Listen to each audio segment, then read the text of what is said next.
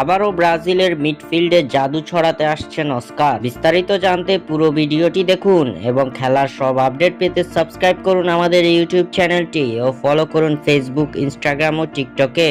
দর্শক, ব্রাজিল দলে আবারও কি অস্কারকে আপনারা চান? আপনাদের মূল্যবান মতামত অবশ্যই আমাদের জানাবেন।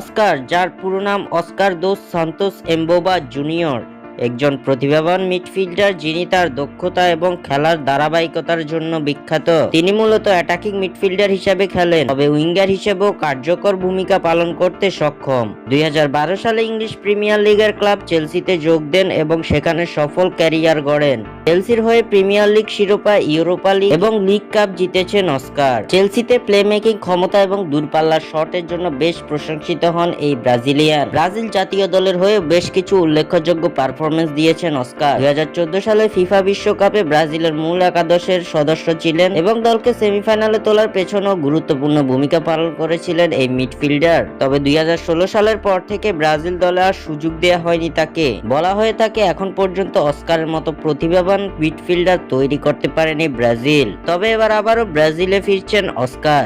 জানা গেছে চীনা সুপার লিগকে বিদায় বলে দিয়েছেন অস্কার। 2017 সালে আলোচিত ট্রান্সফার ফিতে চীনা সুপার লিগে ক্লাব সাংহাই পোর্টে যোগ দিয়েছিলেন এই ব্রাজিলিয়ান। তবে এবার 7 বছর পর সেই ক্লাব ছেড়ে ব্রাজিলে ফিরে এসেছেন এই মিডফিল্ডার। সম্প্রতি পারিবারিক কারণে তিনি ব্রাজিলে ফিরে এসেছেন এবং তার ভবিষ্যৎ নিয়ে নতুন করে ভাবছেন। যদিও তার চুক্তি 2024 সালের শেষ পর্যন্ত রয়েছে, তবে অনেকেই মনে করছেন যে তিনি ব্রাজিল জাতীয় দলে ফিরে আসার জন্য প্রস্তুতি নিচ্ছেন, যার জন্য এমন সিদ্ধান্ত নিয়েছেন। ব্রাজিলের দুর্দশার দিনে অস্কারের ফিরে আসা আশার আলো দেখাচ্ছে ব্রাজিলিয়ান ভক্ত সমর্থকদের। স্বাক্ষর থেকে সাদবিন ইসলাম।